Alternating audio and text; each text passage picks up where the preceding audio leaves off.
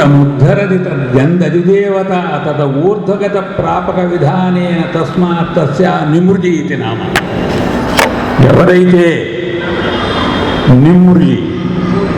నిమృజి సంధ్యాం దర్పయామి, గాయత్రిని దర్పయామి, బ్రాహ్మీని దర్పయామి, నిమృజిని దర్పయామి.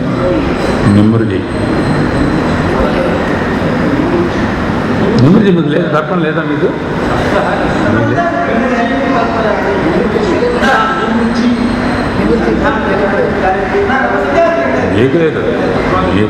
మీకు లేదు, మేము చెబుతున్నాం.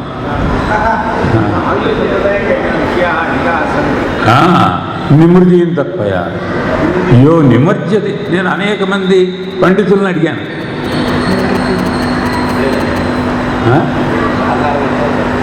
పండితులను అడిగితే ఎవరూ చెప్పలేకపోయినారు. శ్రీ విద్యా సంధ్యావందనం, అవును, స్వార్థ సంధ్యావందనం ఆంధ్ర సంధ్యావందనంలో మాకుంది.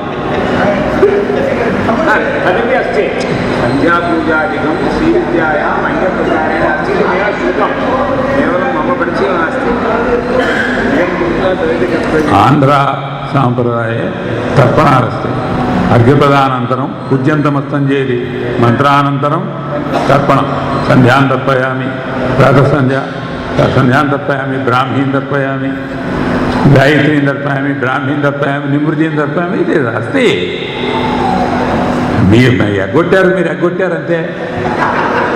మీరు ఎగ్గొట్టారు ఉంది. ఎందుకు? అది తురియ సంధ్యకి తదర్పణ రూపం అవుతుంది కనుక.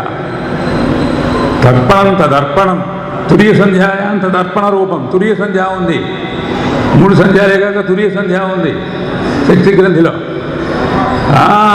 అందుకని దానికి తర్పణ కావాలి. ఆంధ్ర సాంప్రదాయం కేవలం ఉపాసనాకాండ. ఆంధ్ర సాంప్రదాయం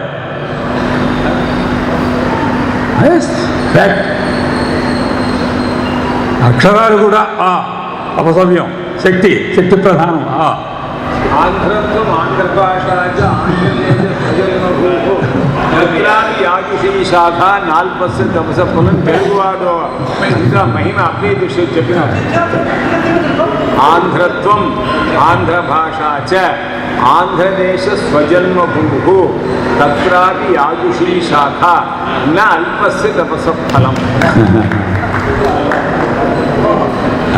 అందుకని ఈ మాదిరివి మీరంతా సాధించాలి. పిల్లవాళ్ళు మీరు సాధించాలి. దానికి ముఖ్యంగా ఆడవాళ్ళది చాలా బాధ్యత ఉంది. ఆడవాళ్ళది మీరు చెప్పండి, సంస్కృతంలో ఇంగ్లీష్ అరవంలో చెప్పండి. ఆడవాళ్ళది చాలా బాధ్యత ఉంది. శ్రీనాథ్, ఎందుకంటే నేను చెప్పిన తర్వాత మీరు చెప్పండి. ఎందుకంటే పూర్వం రోజుల్లో తల్లి పక్కలోనే మేము పడుకునేవాళ్ళం. వాళ్ళు 4ంటికి నిద్ర లేస్తే ఇప్పటిలాగా పిల్లలకి వేరే మంచాలు, వేరే రూములు లేవు. పిల్లలు తల్లి పక్కలోనే పడుకోవడం.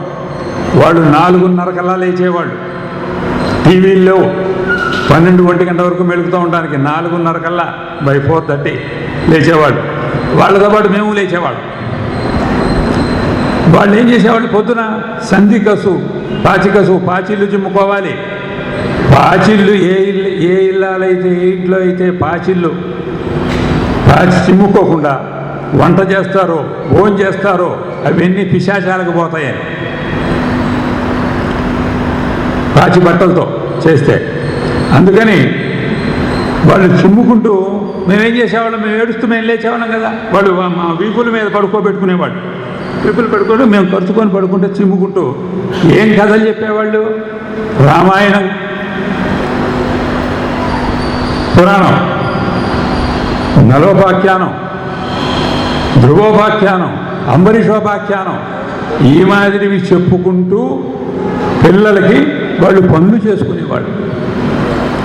దాంతో పిల్లలకి చిన్నప్పటి నుంచి ఒక ఆధ్యాత్మిక దృక్పథం, ఎట్లా మెలగాలి, ఎట్లా చెయ్యాలి, ఇవన్నీ వచ్చి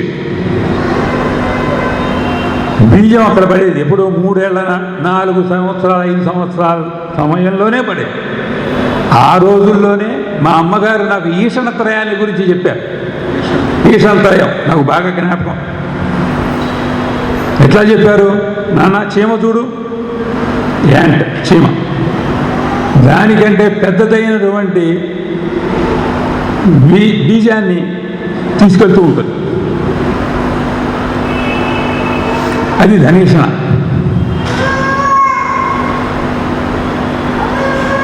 గువ్వలు చూడు, గువ్వలంటే పౌరాలు, అవి ఎప్పుడు జంటగానే తిరుగుతాయి, ధారీషణ.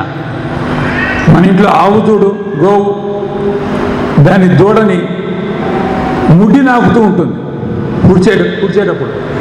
ఎంత ప్రేమ ఉండకపోతే అది ముడ్డి నాకుతుంది. పుత్రేషణ. వాటికే ఉన్నాయి, కానీ మనకు 3 ఉన్నాయిరా మనుషులకి. ఈ 3 మనం స్వామివారిని సేవిస్తే 3 ఆయన నశిస్తారా అని మాకు ఆ రోజుల్లోనే చెప్పారు. అందుకని ఇది మీలోనే ఉంది దోషం, ఆడవాళ్ళలోనే ఉంది. ఆడవాళ్ళు కనుక ఇట్లా కనుక పిల్లల్ని కనుక తయారు చేస్తే సంఘం ఉచ్చస్థితికి పెడుతుంది. అందుకని మీరంతా అలా చేయండి. చెప్పండి.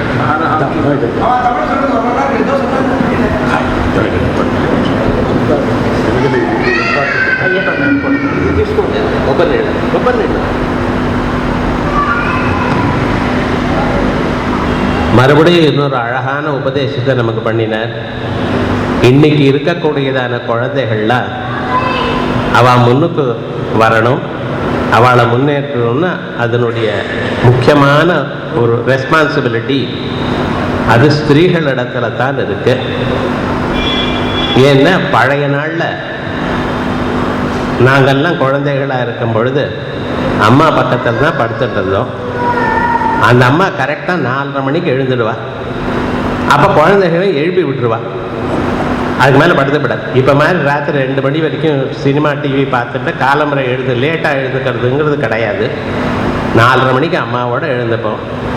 அந்த அம்மா என்ன பண்ணுவா, காலமிழந்து பெருக்கி மொழுகி ஷான்னால வெளியிலெல்லாம் ஜலத்தை விட்டு கோலம் போட்டு இதெல்லாம் பண்ணுற காலத்தில் நாங்கள் அந்த அம்மாவுக்கு முதுகில் படுத்துட்டு இருப்போம். ஆனால் அந்த சமயத்தில் பாதி தூக்கம் இருக்கும்.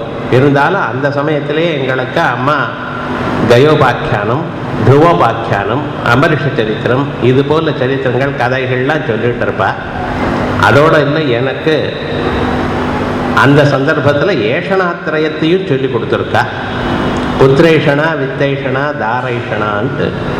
அதில் ஒவ்வொன்றுக்கும் ஒரு எறும்பு இருக்கு இல்லையா, சின்ன ஆண்டனர், அது தன்னை விட வெயிட் ஜாஸ்தியாக இருக்கக்கூடியதான ஒரு தானியத்தை, ஒரு அரிசியை எடுத்துன்னு போயிட்டோம்.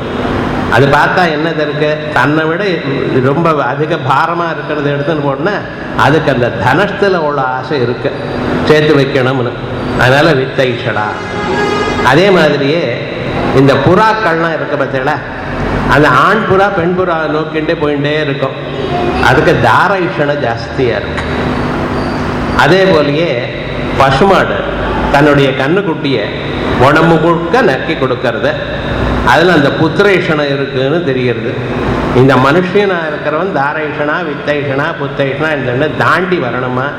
அது வரணும்னா அதுக்கு பகவானுடைய பாத பத்மங்கள் தான் சரணம் அப்படிங்கிறதெல்லாம் சொல்லி கொடுத்துருக்கா. அது சொல்லி கொடுக்கணும்னா இன்னைக்கு அம்மாவால் தான் முடியும், வேற யாராலையும் முடியாது. சின்ன வயசுல பிஞ்சு மனசுல 4-5 வயசுல இருக்கிற காலத்தில் இது போல உத்தமமான வேதாந்த தத்துவங்களை அவளுக்கு கஷ்டமில்லாமல் புரிய வைக்கிறதுங்கிறது ஒரு மாதாவால் தான் முடியும். அதனால தான் மாதா தான் எல்லோருக்கும் முதல்ல ஆதி குரு. அப்படி நீங்கள்லாம் நடந்துக்கணும். நீங்களும் சூரியோதயத்துக்கு முன்னால் எழுந்துக்காம 7-8 மணிக்கு எழுந்துண்டு